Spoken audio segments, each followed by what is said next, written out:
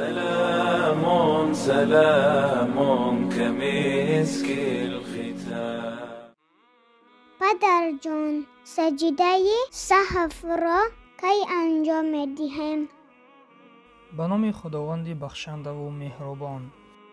فرزندم، هرگاه یک واجب یا یک چند واجب در نماز به فراموشی ترک شود یا اینکه یک فرض تأخیر شود، یعنی در وقت خودش گذاشته نشود، برای جبران نقصان نماز به جا آوردن سجده سهو واجب می گردد.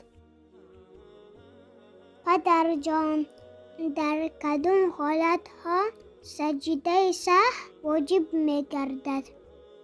فرزندم، اگر از روی فراموشی در ادای یکی از فرضهای نماز تأخیر کرده شود، به جا آوردن سجده سهو لازم می گردد.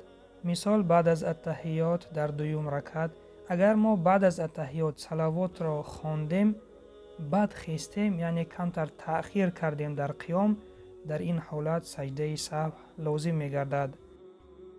و اینچنین اگر واجب از واجبات نماز فراموشاً انجام داده نشود، در این صورت نیز سجده سهو لازم می گردد. مثال اگر در نماز 4 رکعته بعد از دویم رکعت التحیات فراموش شود، یعنی شخص به جای آنکه باید میشست و التحیات میخواند، التحیات را نخوانده به رکعت سیوم خیست، در این حالت نیز سجده سهو واجب می گردد.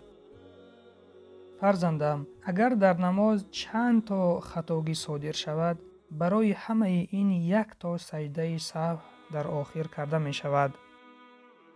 پدر جان، سجده سهو را کی انجام دهیم؟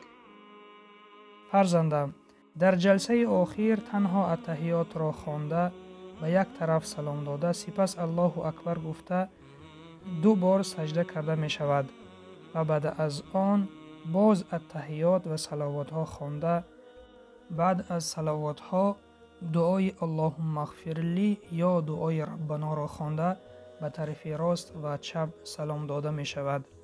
فهم پدر جان، رحمت. این بود پایان درس امروزه.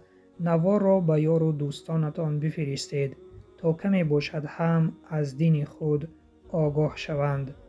و سلام بر آن شخصانی که راه هدایت را پیشت گرفتند.